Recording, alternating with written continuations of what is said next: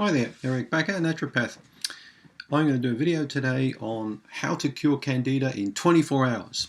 How you can get rid of your yeast infection completely in one day and be fully cured and healed and never get it back again, zero. What do you think about that? Well, I just spent a good hour on YouTube having a look at a whole array of different YouTube videos by experts in Candida. And one particular person claims you can cure Candida 100% in 1 week. Every case of Candida can be cured by following a 100% vegan diet. So all you've got to do is eat lots and lots of fruit, nothing but fruit. You avoid all animal proteins completely. No meat at all, no eggs, no fish, no chicken, no beef, absolutely no animal food. Just eat nothing but fruit, and within 1 week it's fully cured. Because all animal foods contain fats which line your arteries and keep sugar in your blood, which allows Candida to feed on. What a load of crap.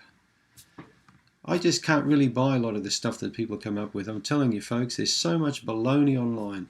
There's another man I saw on a YouTube clip. He said, you can drink alcohol with a yeast infection. There's nothing wrong with vodka or gin. Neutral spirits are fine. Just avoid other things like whiskey and bourbon and beer, but vodka and gin are fine to drink with yeast infection. Now, if you're going to watch these sorts of clips and believe them, you're going to be a real fool and a sucker for punishment. As some of these videos have had 20 or 30,000 views in 30 days, which shows me that a lot of people maybe are falling for this sort of crap. So I really hope you don't fall for this absolute nonsense. Think about it logically, eating lots of fruit. 15 pieces of fruit a day, loaded with sucrose and fructose. What are you doing to your gut? Now, this particular person's about 20 years old and quite a fanatical vegan, no doubt, like a lot of vegans are. But I'd like to see this particular person when she's 50 like me to see what she looks like. If she's still bubbly and bright and bouncing around and all happy, she could be a big ball of lard at that stage. We don't really know what she's going to look like. I'm not here to criticize her, but I'm going to tell you that these sorts of approaches are absolute garbage.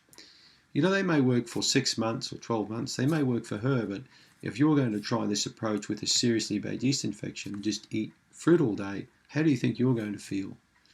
Within a couple of years, you're going to be B12 deficient, you're going to be iron deficient, you're going to get fatigued and tired, you'll have recurring infections, you'll have blood sugar problems, you're going to feel pretty sick.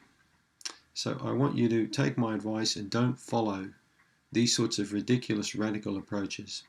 My approach makes a lot more sense and is based on the work done by a naturopath, a medical doctor many years ago, Dr. Trowbridge. Dr. Trowbridge's MEVY approach makes common sense to me. Eggs, vegetables, meats, yogurt, cultured fermented foods, nuts and seeds, a wide range of different foods. Obviously tailored, to suit a specific person. Now, I'm not here to argue the merits of veganism or vegetarianism versus eating meat in the diet, but I've been through a strict stage in my life where I avoided all animal proteins completely for a while, and I felt great. But then, after a while, I didn't feel great until I incorporated protein back into my diet from an animal source. I'll do some YouTube clips outlining the importance of animal proteins in your diet, which I believe are very important. But it's up to you to decide, where you're going to get your protein sources from. You may want to get them from vegetable sources, or legume sources, or nuts and seeds, or grains. There are many ways you can get them. But to strictly avoid animal protein 100% and eat nothing but fruit is a ridiculous, stupid, radical approach that will lead you on the path to illness and disease and obesity well down the track. You can't maintain these diets for 10, 20 years. You can maintain them maybe for 6 months or a year, but with your chronic yeast infection, I would not recommend you follow this approach. So I hope that dispels that ridiculous myth. Thanks.